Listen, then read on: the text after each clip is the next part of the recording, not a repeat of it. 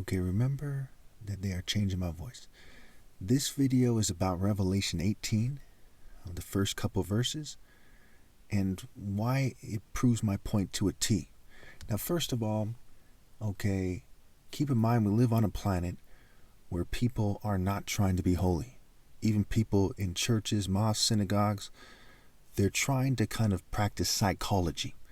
You may say, well, how do we know that? Well, how do we know someone in America, for example, who's a surfer, okay, maybe they have some tattoos of a rock band or something. How do we know they're not trying to be holy? They might very well go to church, right? There's a good chance they do. Well, because they've decided to define themselves as the type of person who has ulterior motives, right? When we look at holy, think of holy water. I want you to write this down. Holy and holy water, okay? Holy water is supposed to be pure. It's supposed to be pure symbolically, if it's in a church, to symbolize someone trying to wash away their sins. We see in Revelation 19, right? Fine linen, this stands for the righteous acts of the saints, right? Pure and holy. Okay? And pure and precise are words that are very much connected. Okay? Is it exactly the right thing to do? Is it pure and good and purely right? Holy, right? Whole thing. Wholesome. The whole pure and precise right thing. Okay? So to speak. I know the grammar might be a little off. You get what I'm saying. So when we see people who want to argue with me about whether there should be a region in America where people are holy, I think the whole world should be holy, but they won't even allow for a region where people are allowed to be holy, where people aren't harassed for trying to be holy. And the only way to do that, right, is to not cheat people, which means not cheating me out of my right to lead. Speaking of that, now some of you say, what do you mean right to lead? You lost me there, man. Well, that's why it's just one region, right? And you're denying me this. And in Revelation 18, it clearly says, I am right. And it says you are wrong. In Revelation 18, verses 1 through 5, it says that I am right. And everyone else on this issue, by their actions, are wrong. It says that an angel who had great authority, who comes down and speaks with a mighty voice, God Almighty, a mighty voice. So the angel had what? Had great authority. What did he do? He spoke with a mighty voice. And he says that Babylon has fallen and that these people have committed adultery. Right? They have been disloyal to a kind of spiritual and religious marriage with God, their covenant with God, their agreement with God. That when Nimrod founded Babylon, he was a mighty warrior before the Lord. And here comes a mighty angel from heaven, from by the Lord. Okay? He speaks with great authority. He's a mighty angel with a mighty voice.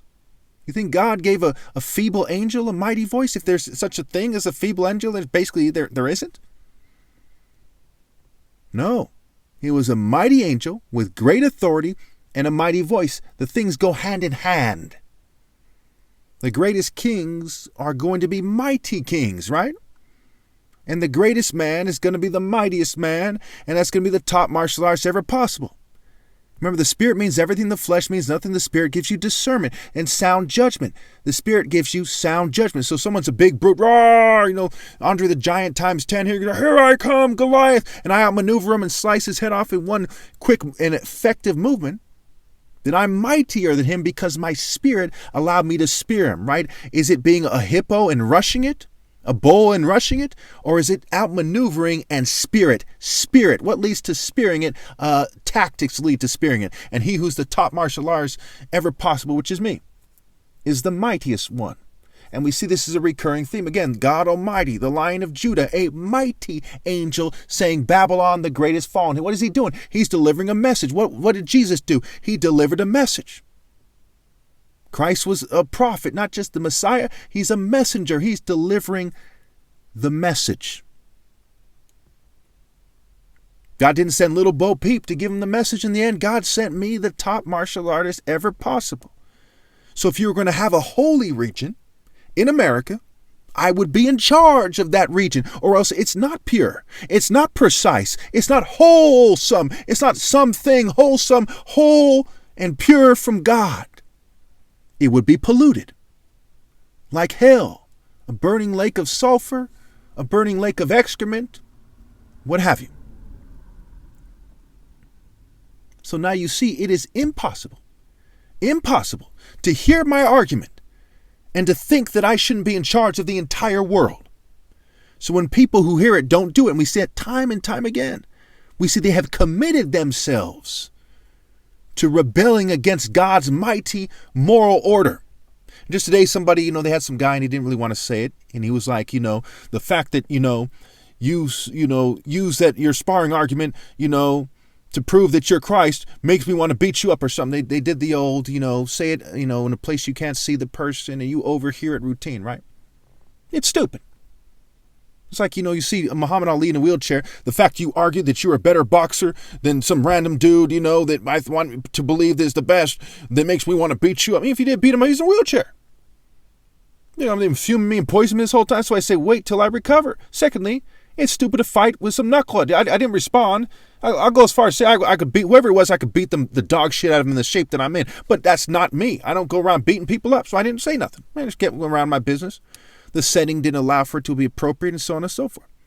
I rarely respond at times like that. I'm far too great to sink to the level of getting on all fours and barking at a dog. Ruff, ruff, ruff, ruff. You see what I'm saying? Look, I'm 6'4". I'm a straight killer. I was in reform school. I hung out with Crips in California in the 90s. Not in 2020.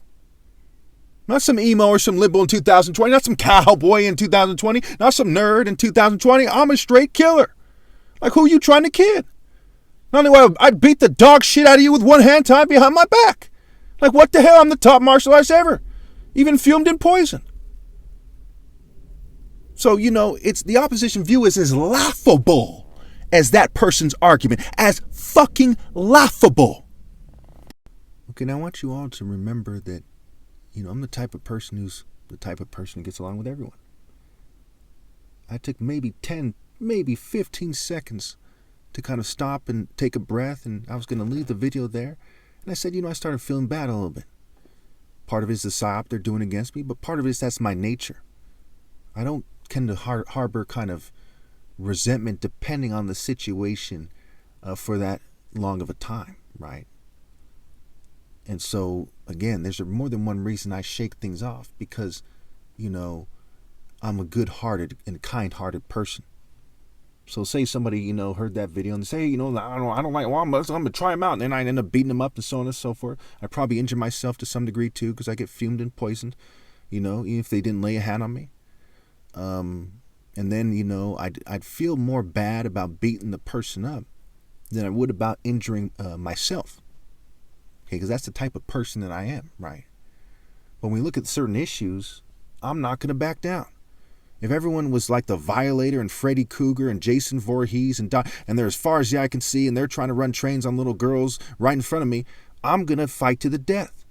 Depending on the situation, okay, if it's that serious, that direct, I'd rather die than walk away from that. I'd rather die than play stupid about that. You see what I'm saying? So I fight for a precise cause, the whole cause of God, the pure cause of God. You see what I'm saying? And, like I said, I can't stress enough, I'm moral, mental, spiritual, romantic. If you're an attractive female and you fear being on a date with me, if you're fearing what other people would do to you, you're not using your head. What hands are better than God's hands? And I'm a God's right hand. You think you're in good hands with Allstate, right? But you're not in good hands with Jesus?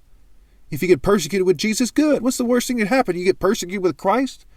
And it'll be the proudest period of your entire life? That's what you're afraid of?